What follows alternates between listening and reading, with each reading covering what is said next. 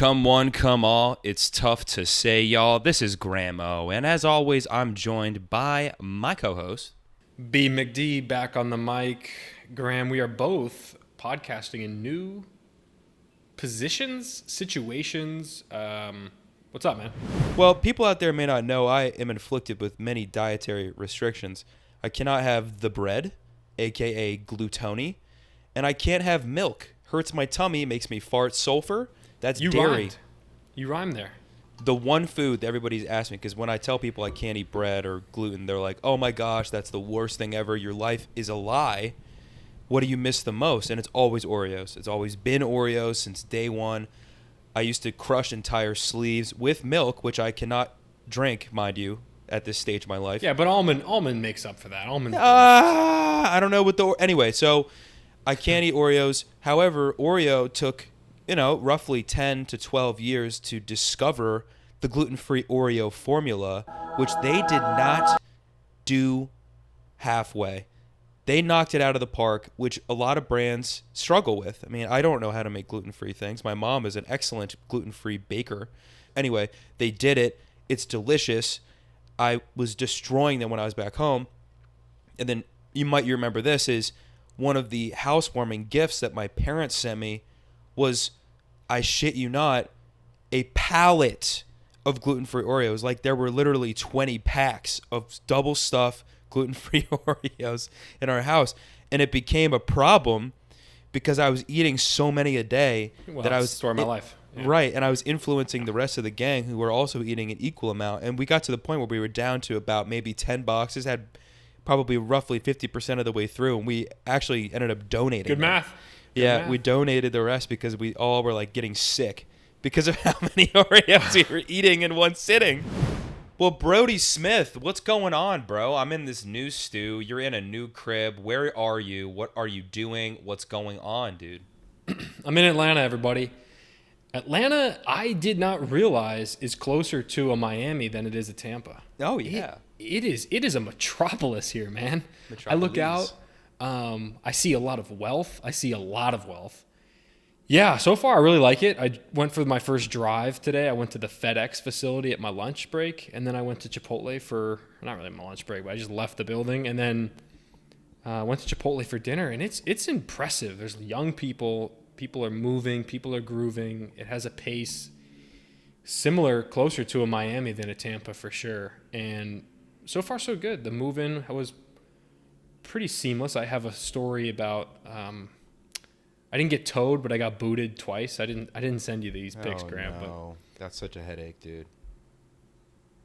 So I come out of my elevator and got the boots. A couple of boots on the car, and it happened to just be like a little misunderstanding, shall I say, with the team that handles the building. So figured that out real quick. But, I moved in very lean these days, folks. I'm in about a 2 to 3 backpack / suitcase situation, which, in my Ford Edge fits mighty fine.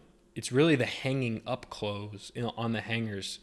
That's the problem. That takes logistics to a whole nother level. Didn't need anything too crazy. I did sneak up my sound bar. So I have, it's hard not to play Future when you're in Atlanta. So it's just been a lot of like solo nights, doing some work, just blasting random Future songs. And like, I know people in the hallway probably walk by and they're like, what is going on a Tuesday?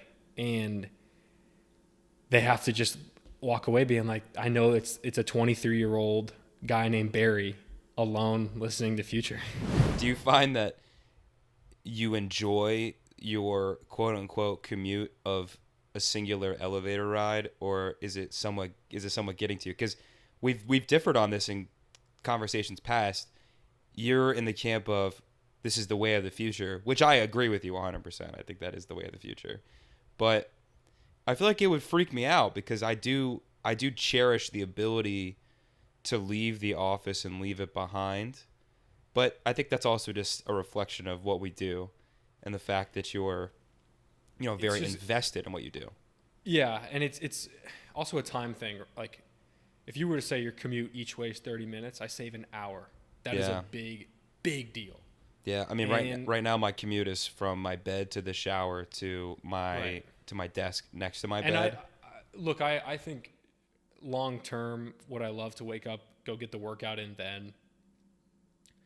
But I've really been enjoying the morning where I'll put a podcast on, do a nice breakfast, have a couple cups of coffee, and then get ready for the day. It doesn't feel rushed, and I really I'm trying to cherish this time where I can just really focus on what I need to do and let the rest fall where they need to.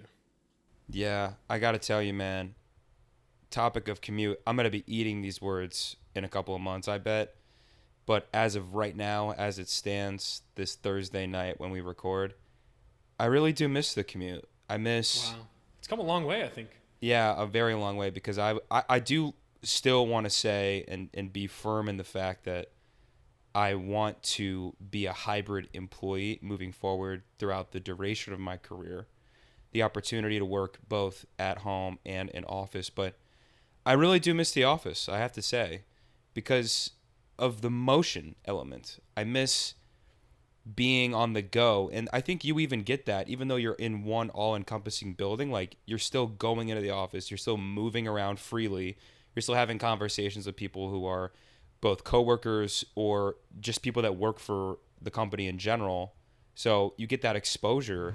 Guys, appreciate you coming through once again. We'll be back next week. Check out You should the plug the YouTube. merch one more time. Check Plug out the the merch. YouTube. Check out the Instagram. I got stickers, magnets, And the merch. merch, Yeah. coasters, Yes. all of which come directly from your boy. I will write you a letter. I will fart in the envelope and send it to you. Whatever you want, whatever fetish you have, I'll fulfill. I love you. You guys are all my babies. My brain's small. I can't read. I don't make money. And I use public transportation. Barry? No, you ride the MARTA. You ride the MARTA. Health and wealth, everybody. We love. Bye. Peace.